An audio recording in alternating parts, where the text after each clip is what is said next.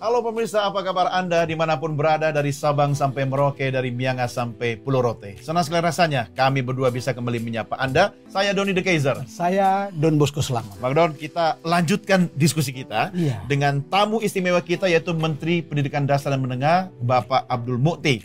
Kalau episode yang lalu kan kita sudah bahas banyak. Iya, kita bicara soal dia jadi menteri. Kita bicara soal seperti apa gagasan pendidikannya, termasuk cerita tentang prioritasnya. Iya. Sekarang kita bicara. Nah, kita sekarang fokus pada kurikulum. Kurikulum ini adalah soal yang selalu jadi soal bagi siapapun. Betul. Banyak sekali orang cerewet dengan kurikulum tentang ini. Tetapi juga kita ingin bicara tentang bagaimana Pak Menteri ini atau Mas Menteri ini melihat program-program Presiden Prabowo yang kita lihat sebagai populis. Nah, misalnya sekolah rakyat ada, sekolah Garuda. Iya. Oke, langsung saja pemirsa, kita lanjutkan perbincangan kita dengan Menteri Pendidikan Dasar dan Menengah, Abdul Mukhti. Pak Menteri, kita lanjutkan bincang-bincang kita. Bagaimana sebetulnya Mas? Karena kalau publik itu kan cuma melihat ganti menteri, ganti kurikulum. Apa jawabannya? Kurikulumnya kan tidak saya ganti, Bang. Oke. Jadi sekarang kurikulum yang berlaku itu ada dua. Kurikulum K13 itu masih berlaku. Iya. Kurikulum Merdeka juga masih berlaku. Masih berlaku. Data yang kami peroleh itu 53% sekolah kita itu masih pakai K13. Kemudian yang 47%-nya itu sudah pakai kurikulum Merdeka. Nah, kurikulum ini nggak saya rubah. Saya hanya mengenalkan namanya pendekatan pembelajaran mendalam tadi itu, deep learning itu. Deep learning tambahannya. Deep learning itu, yang itu bisa diterapkan baik untuk K13 maupun untuk kurikulum Merdeka. Kenapa yang kami rubah pendekatannya? Mohon maaf, sebagian dari kurikulum itu kan administratif. Iya.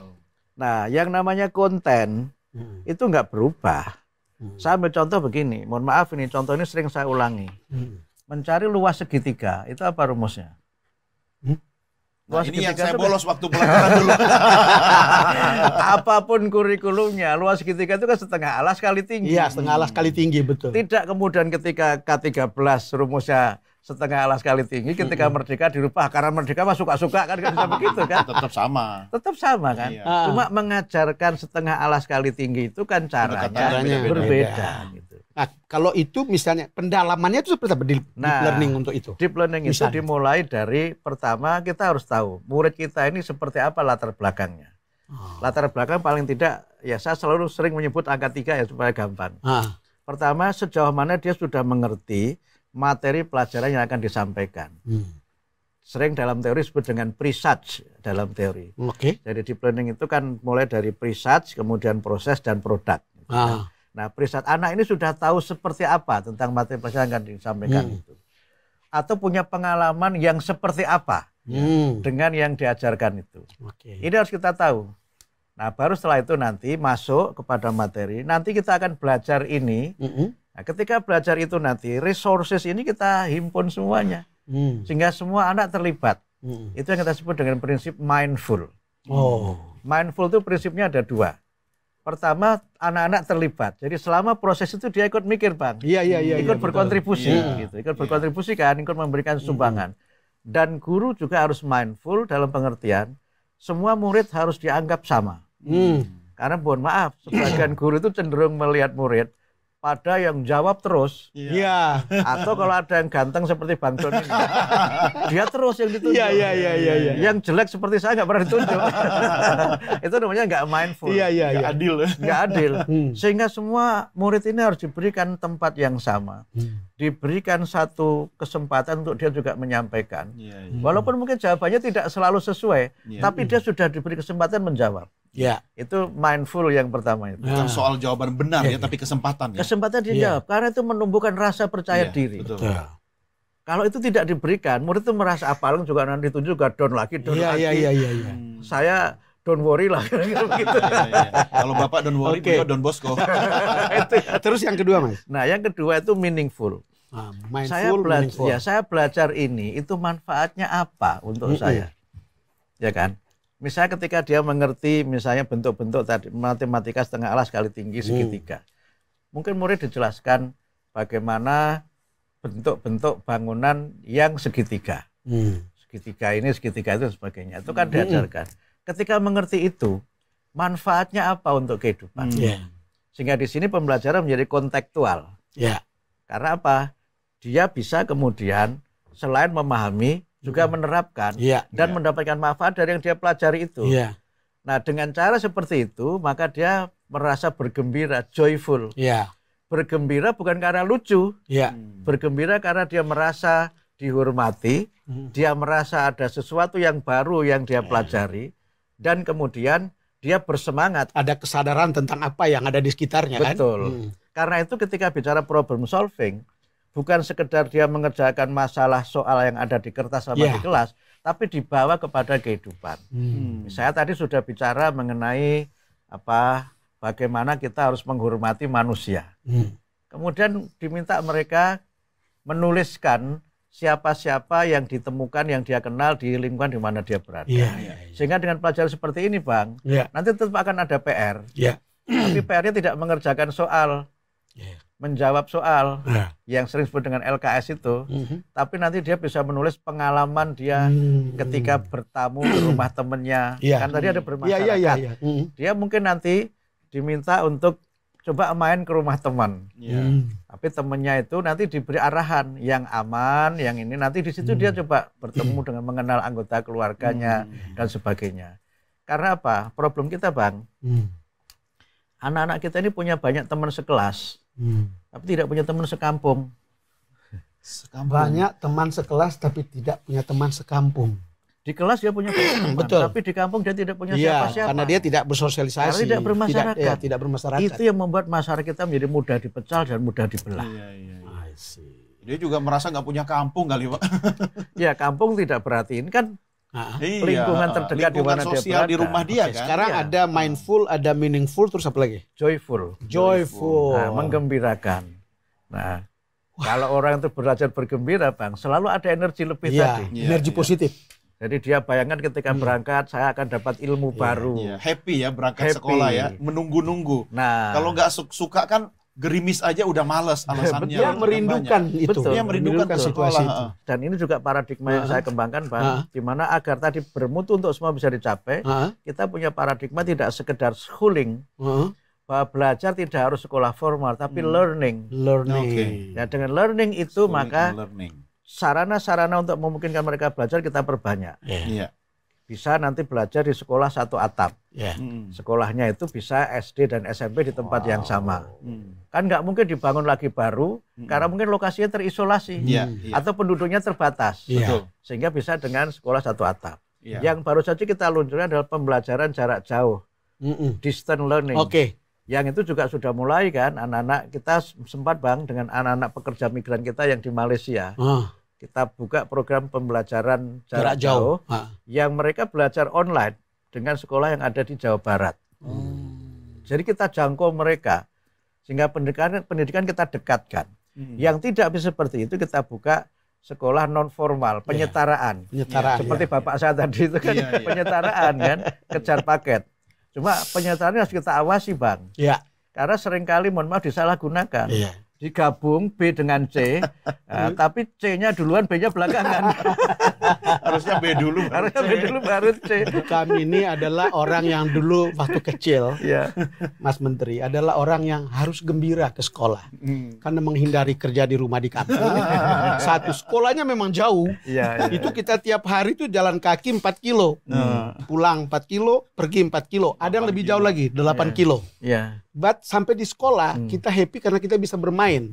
Walaupun kita belum tidak bisa memastikan bahwa guru kita itu orang yang terbaik yang bisa mengajar, tetapi ada happiness di sekolah. Karena itu. Dan itu berkesan. Disitulah sebenarnya fungsi pendidikan itu kan di situ. Jadi pendidikan itu tempat terjadinya namanya meeting point dan melting point. Meeting point dan melting point. Meeting point itu di mana anak berbeda-beda bertemu di situ. Mereka bertemu berbagai latar belakang. Kemudian melting, mereka mencair sebagai anak-anak yang bersahabat. Anak-anak Indonesia yang berbeda-beda latar belakangnya, sukunya, agamanya, tapi dia adalah Indonesia. Disitulah fungsi pendidikan sebagai institusi pemersatu bangsa. Ya, ini menarik penjelasan Pak Menteri, tapi saya harus tanyakan pertanyaan klise. Karena setiap menteri pendidikan itu punya PR yang harus menjawab tantangan di eranya. Ya. Ya, apa tantangan terbesar era Anda, Pak Menteri, yang menjadi target harus diselesaikan ini? Nah, ini pertanyaan yang sulit. Pertanyaan yang gampang, jawabannya yang tapi ada yang jangka pendek. Yang pertama tentu yang diprogramkan Pak Presiden kita sukseskan. Wajib. Tapi jangan lupa kita membangun sekolah itu tidak berhenti pada membangunnya. Ya.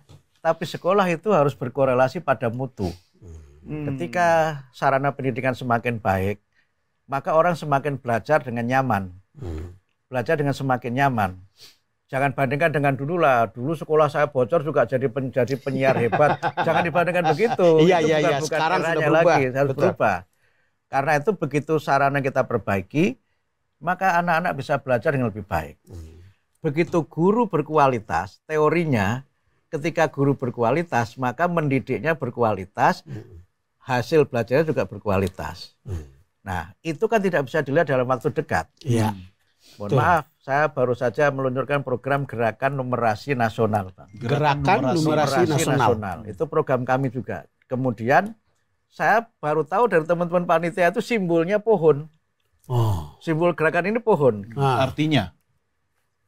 Numerasi itu kan fondasi. Pohon itu kan kalau kita belajar biologi dulu. Pohon yang sempurna itu kan ada 3 kan. Akar, batang dan daun. Kan? Nah, fondasi pendidikan itu ada pada akarnya. Begitu akarnya kuat, maka batang akan tumbuh. Setiap daun yang tumbuh adalah harapan kehidupan. Tapi akarnya harus kuat. Nah, akar dari banyak ilmu itu kan numerasi. Abang belajar fisika, belajar kimia, itu bahkan biologi sekalipun itu juga pakai numerasi kan. Kalau kita menghitung hukum Mendel kan pakai numerasi. Kimia apalagi kan. Nah, kemudian banyak hal menyangkut logik. Matematika itu kan tidak sekedar menghitung, tapi logik. Jadi ada 2 logik sebenarnya, Mas Menteri. Satu matematik, kedua bahasa. Nah, bahasa juga harus ada logik yang itu menggambarkan tingkat berpikir kita dan nalar berpikir kita seperti apa. Betul. Nah, karena itu maka ketika logik ini diajarkan sebagai dasar, maka hasilnya tidak bisa dilihat dalam waktu dekat. Sehingga karena itu kita coba perbaiki karakter. Saya tidak menyalahkan siapa-siapa. Misalnya sekarang angka kekerasan masih tinggi, tidak bisa kita pungkiri. Itu hasil riset. Tapi anak-anak kekerasan juga ada. Anak-anak sebagai termasuk pelaku, bullying, ya kan? Anak-anak sebagai pelaku dan anak-anak sebagai korban. Ini nggak kita pungkiri. Tapi kita tidak boleh meratapi keadaan. Istilah filosofisnya itu jangan meratapi kegelapan. Jangan meratapi tapi nyalakan lampu di tengah kegelapan. Nyalakan lilin. Kan tidak mungkin mengubah dalam waktu singkat kan. Disitulah, pasti ada waktu. Disitulah kemudian kami berikan fondasinya. 7 kebiasaan itu. Itu kan bagian dari kita membangun kebiasaan. Akarnya Akarnya kan bangun pagi. Saya tadi tanya anak-anak di banyak tempat saya tanya anak-anak. Mungkin kalau ada pemirsa yang mau riset silahkan di riset. Bagaimana dampak dari 7 kebiasaan ini terhadap perubahan karakter. Beda loh yang bangun pagi dengan bangun siang itu. Itu betul. Beda. Tadi sekolah yang saya kunjungi di Jakarta Barat saya tanya, Bu Guru apa perubahannya dengan 7 kebiasaan? Anak-anak nggak pernah terlambat Pak Menteri. Lah pasti orang tuanya juga ikut Pak Menteri. Karena anaknya bangun pagi, orang tua pasti ikut bangun pagi. Itulah pentingnya keluarga. Sehingga ada satu sekolah di Bali, di Denpasar, yang dia bikin aplikasi. Dibantu oleh salah satu perusahaan, dibikin aplikasi. 7 kebiasaan itu ketika di rumah, itu di video orang tuanya. Anak bangun jam berapa, beribadah, kemudian exercise, makan begini dan sebagainya. Itu kemudian di sekolah, nanti guru juga merekam kegiatan anak itu disampaikan ke orang tuanya. Jadi itu ada semacam connectivity ya. Betul. Karena itu maka hasilnya tidak bisa kita lihat dalam waktu dekat. Pasti. Menanam pohon itu Bang, bisa perlu waktu, tapi menebangnya bisa pakai menit. Itu betul-betul penting. Tapi menanam perlu waktu, menebangnya menit. Iya kan? Karena itu maka betapapun ini berat, harus kita mulai. Hasilnya tidak bisa kita lihat sekarang. Berarti Anda sudah menanam Pak Menteri ya? Kayak di Jepang, orang harus belajar antri. Itu kan diajarin bertahun-tahun. Betul. Anak-anak itu. Betul. Karena itu kami karena itu kita punya prinsip begini. Kebiasaan itu dibangun dari pembiasaan. Ini memang agak teori behavioristik ini, conditioning. Begitu pembiasaan terus akan jadi kebiasaan. Begitu kebiasaan akan jadi kepribadian. kepribadian perseorangan secara kolektif akan menjadi kepribadian bangsa. Mendidik itu kalau kita baca di undang-undang adalah proses membangun karakter dan peradaban bangsa. Peradaban bangsa. Kan kuncinya itu. Betul. Bahwa nanti dia mandiri, pinter dan sebagainya itu bagian dari peradaban. Kalau orang hanya pinter tidak beradab. Banyak ya Bang orang pinter keblinger. Banyak orang pintar tapi tidak beradab. Dan keblinger Bang. Keblinger. Dan yakin dan pede lagi. Ada juga orang yang jadi kan koruptor. bahaya, kan? Oleh karena itu maka hasilnya kita belum tahu. Tapi kita ingin meletakkan ini sebagai dasar-dasar membangun karakter. Kita biasakan olahraga Bang. Betul. Jadi ada senam anak Indonesia hebat itu. Alhamdulillah itu viewernya luar biasa di atas. Zaman saya dulu juta. SKJ tuh Pak Menteri. Nah iya, sekarang kita senam Indonesia hebat yang ada lagunya Mas Don, ada lagunya gitu.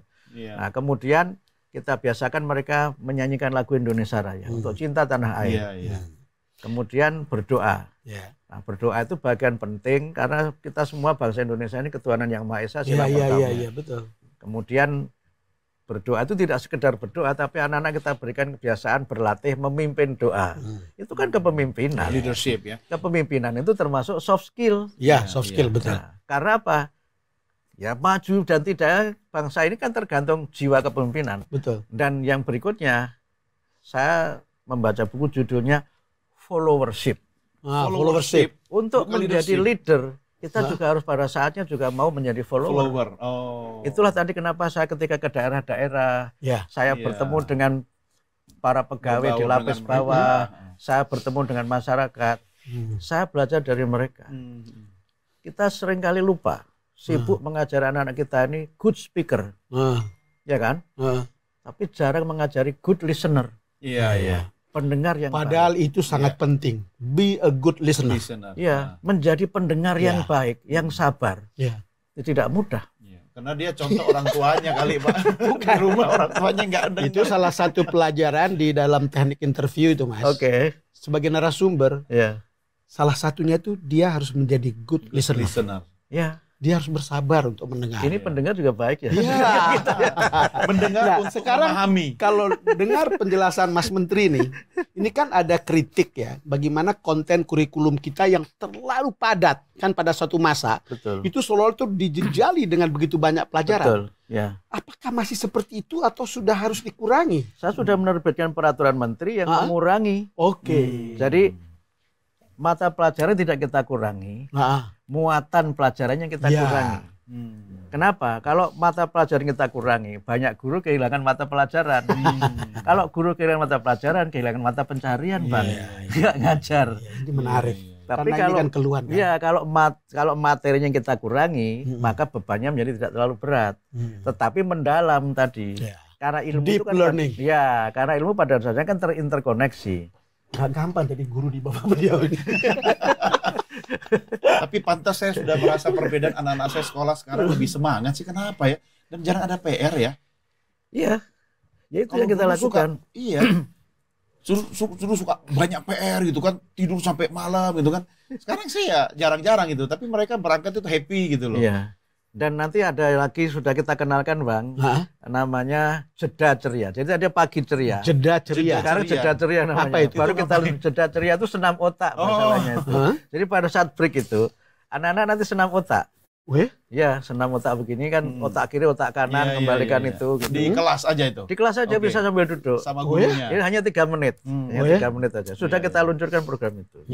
Supaya apa? Anak kembali konsentrasi dan kita buat suasana belajar itu joyful, gembira. Memang harus begitu, Mas. Kita namanya kita jeda ceria. Jeda ceria dengan gerakan saraf otak, dan itu banyak diteliti oleh para ahli psikologi dan para ahli neuroscience bahwa banyak hal dalam aktivitas kita ini kan tergantung dari bagaimana otak kita ini bekerja. Otak kiri, otak kanan, keseimbangan kiri kanan itu kan penting ya, dan membangunkan semangat, fun begitu. Tentu saja bagian dari kita membangun stamina bahwa mereka tetap bisa berenergi, bisa tetap punya semangat untuk belajar. Coba kalau dari dulu ada kayak gitu, saya jadi jelas. Saya sekarang masih bingung, saya otak kiri atau otak kanan ya. Kalau dulu sudah ada kita lanjutkan. Karena belum ada kita buat baru. Sekarang ada pertanyaan soal berapa lama kita sekolah. Kan ini kan kita 5 hari ya atau 6 hari.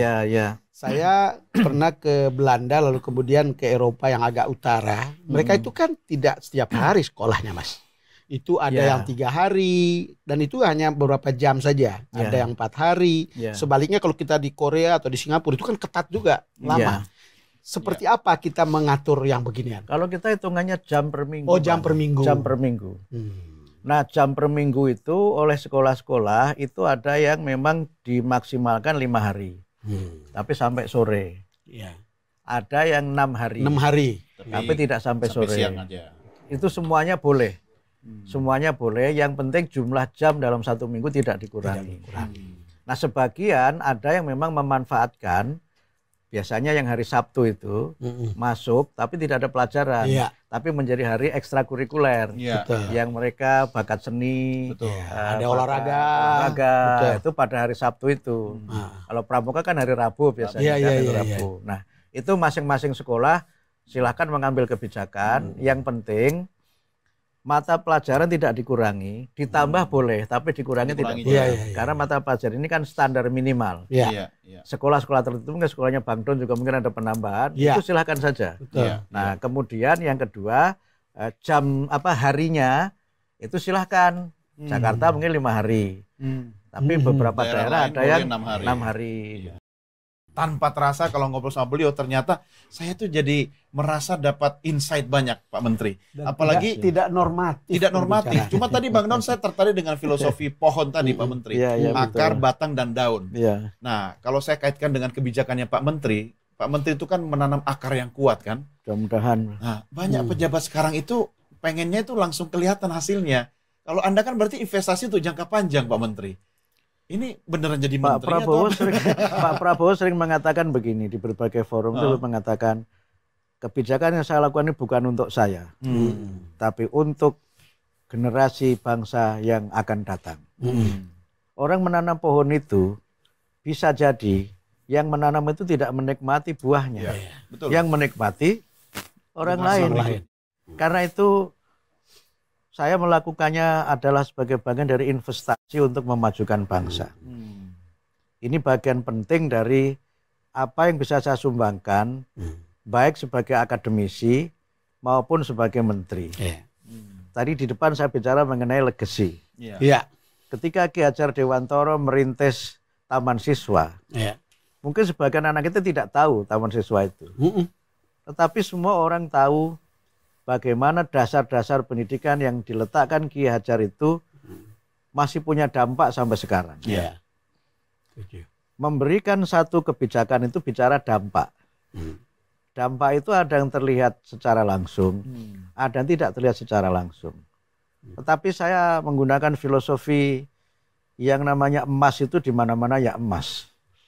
Taruh di mana aja mau taruh di lumpur pun dia tetap lamas. Saja. Malah dicari kan. Semakin di lumpur semakin dicari. Artinya apa? Kita bicara generasi emas 2045.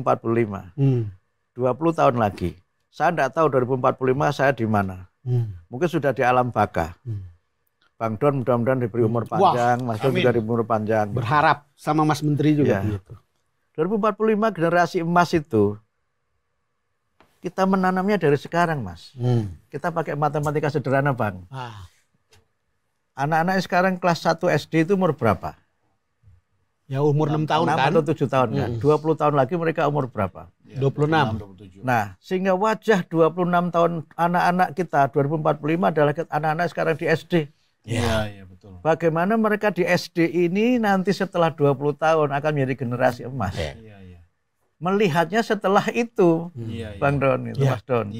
Yang sekarang di TK, yang sepatunya kanan kiri juga nggak bisa itu kan? Itulah generasi emas kita. 20 tahun lagi, mereka yang 5 tahun menjadi 25 tahun, mungkin mereka sudah sarjana. Dan semua kita percaya, semua teori menjelaskan bahwa pendidikan itu kan sifatnya kontinum. Kontinum, tidak diskrit. Sehingga semua pengalaman di masa-masa kecil itu, pengalaman di tingkat dasar itu akan terus berpengaruh terhadap pendidikan di jenjang yang berikutnya. Banyak kawan saya Bang Don mengatakan, Mas Mukti, bola Indonesia di tangan Anda. Itu betul. Saya menangkapnya sebagai satu pesan bahwa kalau kita bicara 2045, ya kita bicara mereka sekarang di pendidikan dasar dan menengah. Nah, saya baru terkejut karena saya disadarkan oleh Mas Menteri tentang itu. Jadi anak-anak kita yang sedang SD, TK, SMP ini adalah generasi kita Bang Don merasakan kan, itu betul. Jadi wartawan hebat, Mas Don jadi wartawan hebat, itu kan buah dari pendidikan ketika di asrama, ketika di pondok. Kan? Sekarang kalau kita lihat ya, lepas dari ada kritik gitu kan, kebijakan dari Presiden Prabowo itu kan banyak yang populis ya, termasuk soal pendidikan. Kita dengar ada sekolah Nusantara, akan ada sekolah rakyat, lalu kemudian ada APBN yang sekarang 570 something triliun untuk pendidikan, ada MBG. Pada akhirnya kita perlu tahu bahwa ini kebijakan populis yang tadi ketika Mas Menteri bicara ini untuk generasi emas kita, kan itu kan harus disupport oleh pendidikan. Betul. Kira-kira apa yang spesifik diminta oleh Presiden Prabowo terhadap Mas Menteri? Saya ingat ketika dipanggil beliau di rumah beliau di Kertanegara itu, sebelum dilantik itu beliau mengatakan, saya ditugaskan beliau untuk memperbaiki pendidikan dasar. Itu tugas beliau. Saya segera sadar bahwa itu bukan amanah yang ringan. Itu justru menjadi sebuah tantangan besar karena kita bicara tadi itu. Continuity. 2045 adalah mereka yang sekarang ini di TK, SD, SMP, SMA. Saya baru nyadar itu, Pak. Kembali ke pohon tadi, akar. Akarnya ini ya. Iya kan? Kalau akarnya nggak kuat, pohon itu mudah tumbang. Tapi kalau akarnya kuat, angin kencang apa itu, tetap saja pohon itu berdiri. Kalau dalam bahasa agamanya namanya syajaratin thayyibah. Syajaratin thayyibah itu asluha sabit wa far'uha fis sama tu'ti kullaha kullahin. Akarnya kokoh, cabang rantainya menjulang, dan buahnya bisa dipetik setiap saat. Pada akhirnya kita tahu ya, kualitas itu proses tidak menyangkal pada kualitas output akhir. Betul. Karena kita bisa melihat ada sejumlah institusi pendidikan yang seperti kata Mas Menteri tadi, itu seperti menanam pohon. Akar, batang, daun dan buah. Ada sekolah yang memang betul-betul dalam kasus tertentu memang sekolah yang bagus melakukan itu gitu. Nah, sekarang kalau kita lihat di kita ini kan pendidikan kita itu kan sangat timpang antara satu dengan yang lain, Mas. Tentang kualitas untuk menghasilkan akar, batang, daun dan buah tadi itu gitu. Itu memang tantangan yang kita hadapi. Jadi ada sekolah elit, ada sekolah alit. Alit itu kecil. Yang elit itu yang Pak Abang ceritakan itu. Yang mohon maaf, masuknya saja itu ratusan juta. Dan dibayar oleh orang tua. Tapi ada yang alit. Ya sekolah ala kadarnya tadi yang di daerah-daerah. Tantangan kita adalah membesarkan yang alit ini. Yang sudah elit biarlah dia berkembang. Karena kita juga perlu itu. Pak Presiden menyebutkan memang perlu ada generasi elit yang dia memang bisa banyak berprestasi. Kalau dalam istilah pendiri Samsung itu, boleh sebut ini ya? Boleh. Dalam buku dia itu The Samsung Code itu, dia menyebut ada 1% orang yang menghidupi 99% orang. Ini harus diberi ruang, dan undang-undang dia menyebutkan anak-anak yang punya bakat istimewa berhak mendapatkan pendidikan. Jadi nggak melanggar undang-undang itu. Itu. Yang kedua, ya anak-anak berkebutuhan khusus itu juga berhak mendapatkan pendidikan.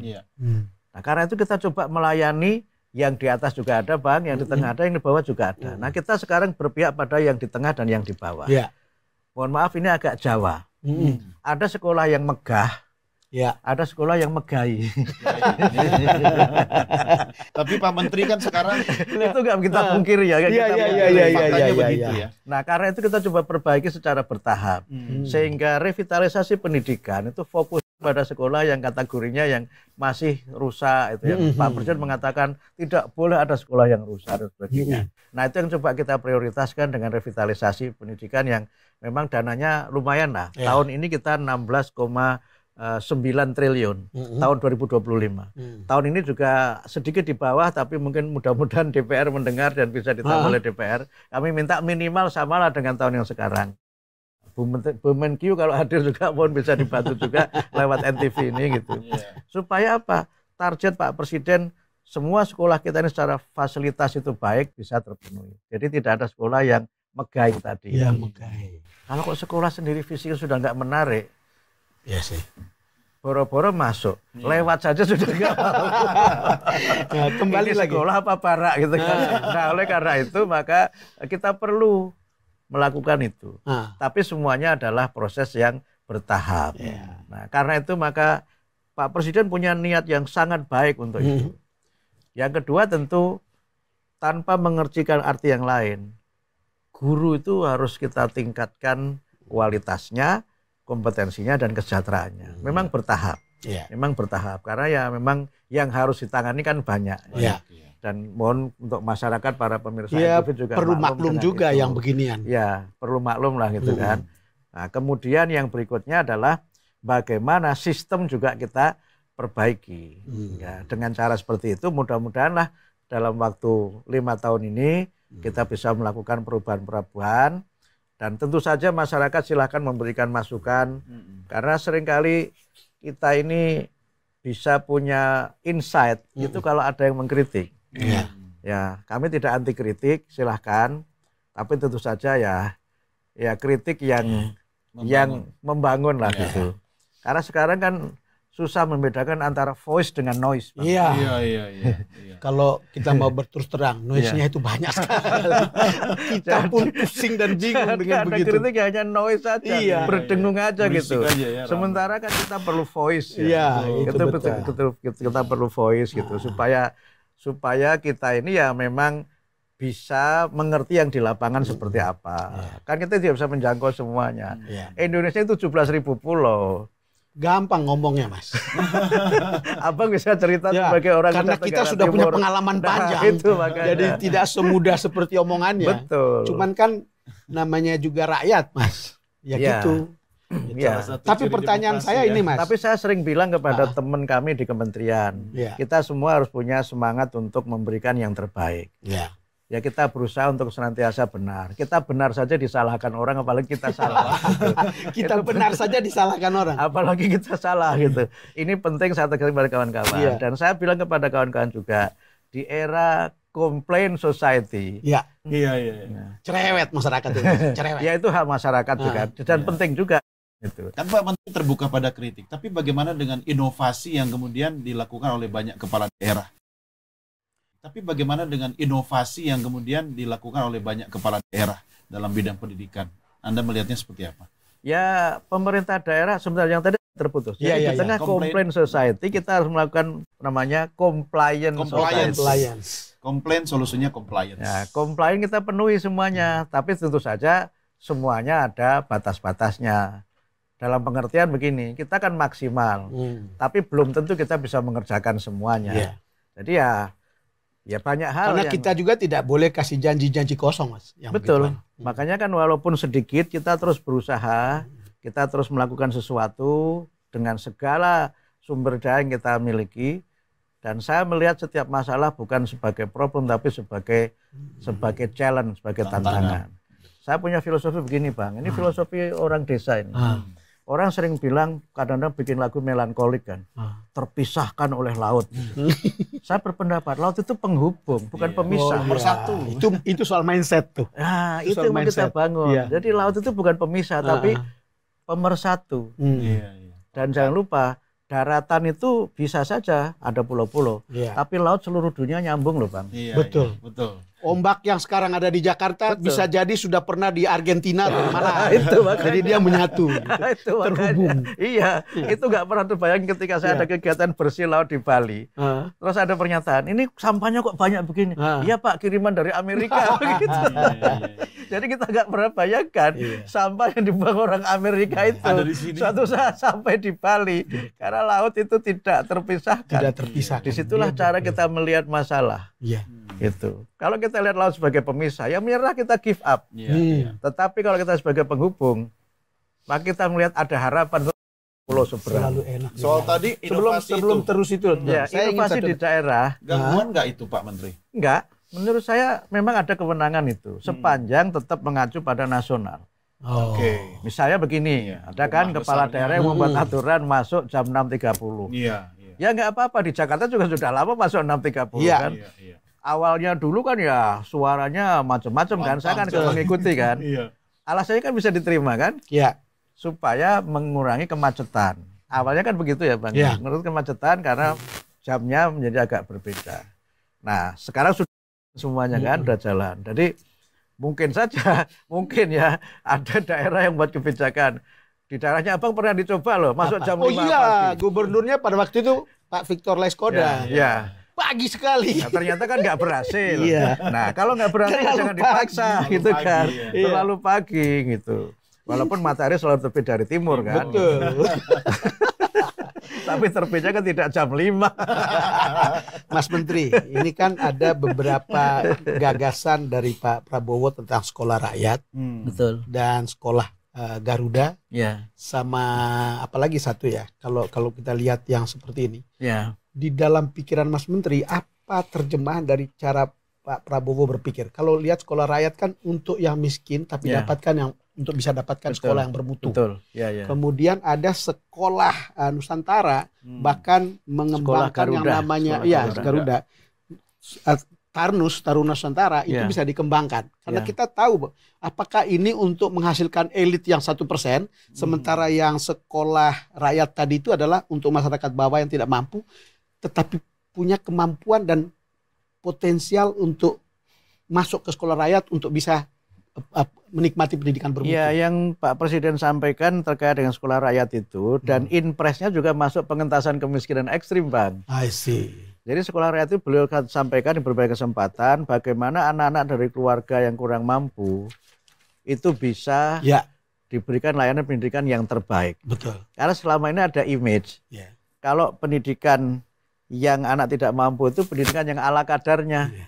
Ala kadarnya. Dan itu menurut Pak Presiden yang saya setuju. Ketika sudah mereka ini tidak mampu, pendidikannya juga tidak bagus, akhirnya kan mereka tetap berada pada kemiskinannya. Dan satu hal saya buka di sini ya. Pak Presiden berkali-kali berusaha menghindari kata-kata miskin. Walaupun kalau kita lihat secara statistik ya, desil 1, desil 2 itu ya miskin. Sampai di rapat kabinet kami meyakinkan beliau, Pak Presiden tidak ada yang salah dengan istilah itu. Karena Undang-Undang Dasar menyebutkan fakir miskin dan anak terlantar dipelihara oleh negara. Jadi tidak salah. Tapi beliau mengatakan, tapi saya tidak nyaman dengan istilah itu. Tapi akhirnya kemudian kita sepakat di rapat itu, rapat terbatas menggunakan kata-kata sekolah rakyat yang memang untuk desil 1 dan desil 2. Sebenarnya di dalam sistem yang kami kembangkan SPMP itu Bang, itu jalur afirmasi, itu kan untuk 2 kategori. Mereka yang berkebutuhan khusus dan mereka yang memang dari keluarga tidak mampu. Tapi ini kan tidak cukup. Tidak cukup. Nah, akhirnya kemudian ya ada solusi Pak Presiden itu untuk mereka di sekolah rakyat, tapi diberikan pendidikan yang terbaik. Beliau mengatakan untuk mengangkat harkat martabat dan memutus kemiskinan. Nah, ini yang kemudian memang menjadi bagian dari agenda dan kami mendukung. Kami mendukung dalam 2 aspek. Pertama kurikulumnya, yang kedua gurunya. Jadi guru-guru dan kurikulumnya ini kami yang mengembangkan, kemudian pelaksanaan oleh Kementerian Sosial. Dan ini contoh bagaimana kolaborasi lintas kementerian. Di sekolah Unggul Garuda itu kan memang khusus ya, dan itu disiapkan Pak Presiden harus dites IQ-nya berapa dan sebagainya. Tapi ini tidak melihat latar belakang ekonominya. Tapi mereka memang secara intelektual itu memang kategorinya atas. Di situ. Tadi yang kita sebut anak-anak yang punya bakat istimewa itu dipelihara oleh negara, berhak mendapatkan pendidikan itu. Nah, banyak negara menerapkan itu, nggak hanya Indonesia. Gampanglah menemukan contohnya itu. Nah, sehingga memang ya lapis-lapis sosial seperti ini memang selalu ada. Selalu ada dan bukan sesuatu yang melanggar Undang-Undang Dasar sebenarnya. Nah, pelaksananya Mendikti-Saintek. Nah, tapi ada juga sekolah yang transformatif itu. Transformatif yang dia bukan sekolah Unggul Garuda kan hanya 4 ya. Yang lainnya kan nanti ada 20, mungkin bisa ditambah lagi dari existing yang ada, tapi nanti kurikulumnya pakai standar itu. Dan sebenarnya di luar yang disampaikan dan dilakukan oleh Pak Presiden itu sebenarnya sekarang sudah banyak sekolah-sekolah yang sudah punya standar itu, terutama sekolah-sekolah swasta ya, sebagai masyarakat. Ya sekarang banyak Bang. Apa yang disebut sebagai sekolah unggulan gitu? Ya itu sekolah swasta yang IB itu sudah banyak. Yang tadi memang bayarnya harus itu. Karena itu ada kan yang bercanda nih Bang. Ada rintisan sekolah internasional. Iya, ini waktu sudah makin di ujung nih. Tapi sebelum saya meminta Pak Menteri closing statement, Bang Don ada yang masih penasaran nggak? Tidak, saya hanya mendengar banyak hal yang baru dari Mas Menteri pada sore hari ini, dan rasanya ini sangat berguna untuk orang tua maupun murid, dan mudah-mudahan ini betul-betul bisa dipahami. Apalagi pendidikan dasar itu ternyata cikal bakal anak-anak di generasi emas kita ya Indonesia. Iya, tidak bisa kita merasa bahwa sekarang pendidikannya lalu kemudian sekarang juga hasilnya. Setiap orang harus menyadari bahwa ini adalah usaha jangka panjang. Jadi ini prosesnya lama, perlu sabar. Tentu bisa mengkritik, bisa memberikan masukan, tapi menurut saya jangan terlalu banyak. Ya, publik kita mungkin kritik bisa, tapi jangan terlalu cerewet. Ada tidak terlalu banyak orang yang kita ingat di selama hidup kita. Iya. Secara spesifik. Kita ingat orang tua kita, kakek nenek, termasuk guru terbaik. Iya. Itu yang kita ingat. Betul. Kalau betul-betul guru yang betul-betul jadi guru gitu. Iya. Gitu Mas. Iya. Saya masih ingat guru saya di tingkat dasar ya. Saya kan alumni Madrasah Ibtidaiyah. Iya. Sederhana saja ngajarnya itu. Tapi karena tulus. Iya. Jadi ada cerita lucu. Ini cerita lucu ini. Soal guru. Guru saya ini nggak pinter-pinter amat, tapi tulus. Atau saya diajak lomba cerdas cermat tingkat kecamatan. Banyak pesertanya, campur. Ada yang SD, ada yang MI. Saya MI ya. MI itu kan dulu ya itu kan dianggap sekolah kelas 2 di bawah SD negeri. Gitu. Nah, udah ikut lomba. Saya dibonceng sepeda oleh guru saya itu. Wow. Ke lokasi lomba. Dibonceng sepeda guru saya itu. Kemudian karena cerdas cermatnya itu banyak, jadi tidak berhadapan-hadapan, ditanya enggak. Pertanyaannya di depan, kita jawabnya nulis gitu. Terus nanti dibaca oleh juri, dibaca gitu. Setelah dihitung, saya juara 10. 10 besar dong. Terus juara 10 dari sekian puluh. Jadi ada lebih dari 50 pesertanya. Lumayan lah 10. Okay dong. 10 besar lah gitu. Iya, kan. 10 besar dong. Saya ya sedih juga lah namanya juara 10 kan. Tapi kata guru saya, Mukti, nomor 10 dari semua peserta itu 10 besar. Yang kedua, MI yang paling tinggi itu kamu. Jadi semuanya itu MI itu nomor 1 itu. Itu cara guru saya menghibur supaya saya nggak sedih karena nomor 10. Gitu. Masih ingat gurunya, Pak? Masih ingat. Masih ingat namanya Pak Ilham. Wih, luar biasa. Jadi Pak memang guru itu. Ini sekaligus saya tanya, Mas Menteri. Ini kan ada guru yang suka menghukum. Iya. Padahal kalau kita dengar Pak Tino Sidin dulu, zaman dulu gitu. Lihat lukisan di TVRI itu, bagus. Semua bagus. Ya. Dan kita memang kalau pada murid nggak bisa kita mengecam atau menghukum dengan cara yang membuat orang discourage. Bagus, lalu kemudian dikoreksi. Atau gimana itu, Mas? Iya. Jadi kita memang pada saat tertentu juga memang perlu ditunjukkan bahwa kita itu harus berubah. Iya. Nah, cuma caranya itu yang menjadi pembeda. Ada yang mengatakan harus berubah dengan hukuman fisik, corporal punishment. Iya. Itu menurut saya semu ya. Semu ya. Itu semu. Nah, karena itu maka menurut saya merubah itu harus merubah mindset-nya. Iya. Harus menggerakkan dirinya sendiri untuk berubah. Dan itu harus diajak dialog. Iya. Kalau soal ini saya ada cerita bapak saya. Kalau saya kelihatan sudah lelah gitu, ya namanya anak ya, sudah lelah gitu. Bapak selalu bilang, kalau orang punya cita-cita, tidak boleh merasa lelah.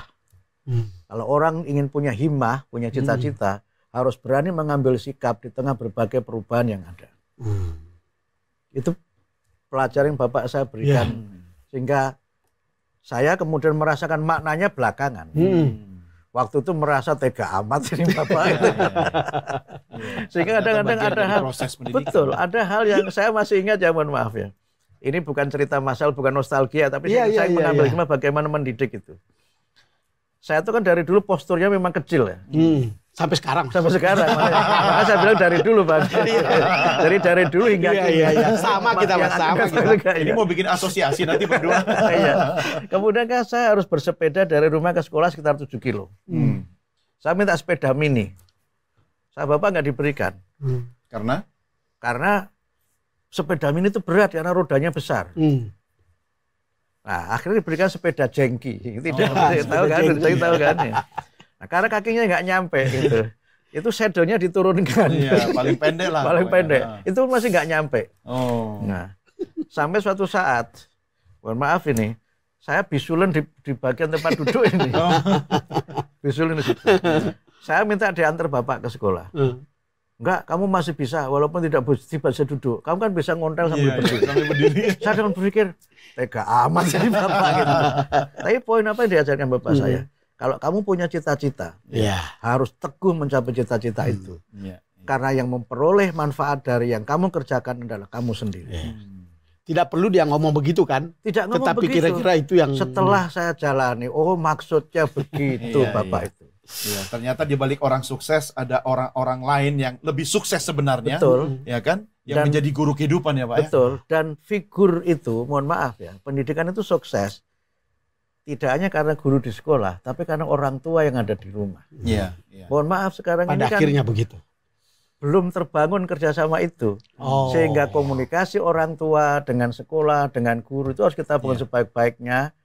Sehingga tidak terjadi misalnya mohon maaf, guru dituntut orang tua ke pengadilan dan sebagainya. Kita memang harus berubah. Guru juga harus berubah. Orang tua juga harus berubah. Saling, ya. Karena orang tua sekarang ini merasa sudah ditaruh di sekolah, udah. Begitu. Kan tapi itu nggak boleh. Anak sekolah itu. Betul. Jadi ada dua kategori orang tua. Yang satu orang tua yang posesif. Sudah di sekolah masih diatur gurunya itu. Kemudian ada begitu kan. Yang kedua ada orang tua yang terlalu liberal. Sampai ditanya, udah urusan sekolah itu. Sampai ditanya, Bu anaknya kelas berapa? Lupa saya. Tapi saya nggak boleh kan? Iya. Karena itu kita bangun trust. Anaknya kelas berapa? Sampai nggak tahu. Saking percayanya pada sekolah. Nggak pernah ngantar juga dia. Nah karena itu harus ada trust. Harus ada kepercayaan. Marilah kita orang tua ini percaya pada guru. Kemudian kalau ada apa-apa, komunikasilah bagaimana kita bisa membangun sinergi. Jangan sampai yang kebaikan yang diajarkan di sekolah dirusak di rumah. Atau kebaikan yang sudah di rumah di sekolah tidak dijalankan. Tapi seperti sebuah pohon dia harus tumbuh kuat ya. Akarnya harus kuat, mengakar, batangnya juga harus kuat sehingga dia bisa menghasilkan daun dan buah. Tapi Pak Menteri, sebelum mengakhiri saya pengen Anda memberikan harapan bagi masyarakat terkait dengan pendidikan bermutu untuk semua. Silakan Pak. Ya, pendidikan bermutu untuk semua itu bisa berjalan kalau ada partisipasi semesta. Sehebat apapun kita, tanpa dukungan masyarakat, kita tidak bisa mencapai banyak hal yang menjadi cita-cita kita bersama. Yang kedua, sekali lagi, proses ini bersifat jangka panjang, futuristis. Sehingga karena itu kami sedang berusaha memulai berbagai kebijakan, tapi kami ingin membangun sebuah optimisme dengan semangat untuk berprestasi, menjadi lebih baik. Sehingga karena itu kalau sekarang kami membuat kebijakan nanti ada tes kemampuan akademik, itu dalam rangka mendorong anak-anak kita ini punya motivasi belajar yang tinggi. Jangan prasangka buruk dulu ya. Ya, walaupun itu tidak kita wajibkan juga. Yang mau ikut silakan, yang tidak mau tidak apa-apa. Gitu. Tetapi kalau ikut ada banyak konsekuensi dari mengikutinya. Dalam pikiran Mas Menteri, legasi apa yang kemudian Anda akan lahirkan ketika menjadi menteri? Pertama tentu sesuai dengan amanat konstitusi membangun karakter. Pendidikan is about building civilization. Building civilization. Itu yang sering juga saya katakan kepada guru. Guru-guru itu tidak hanya menjadi agent of learning, tapi agent of civilization. Agen membangun peradaban.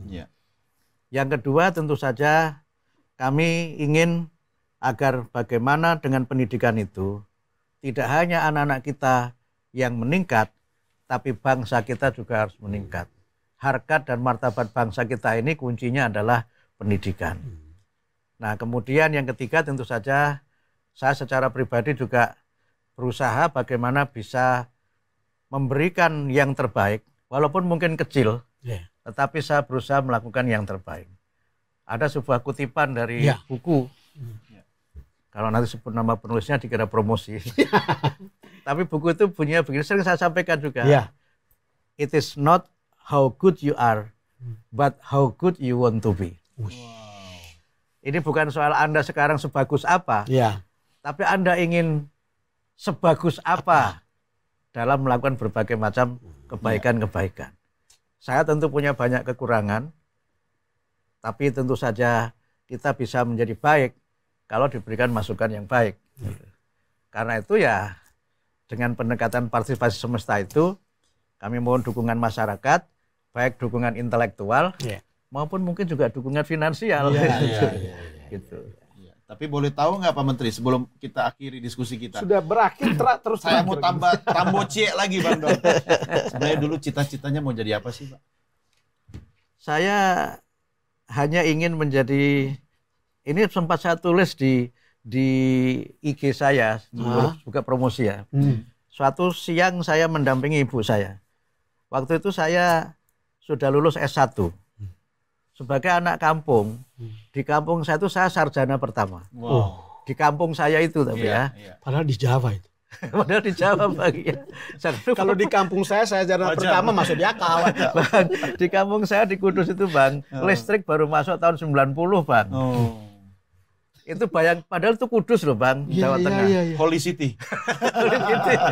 Nah, kemudian saya ingin studi lanjut. Ibu saya mengatakan, yang sarjana di sini hanya kamu, Mukti. Mau apa lagi data sarjana? Karena rumah saya belum ada listrik, Bang.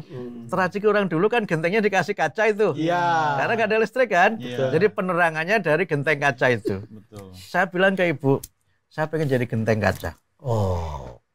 Genteng kaca itu hanya mungkin satu, tapi menerangi seluruh ruangan.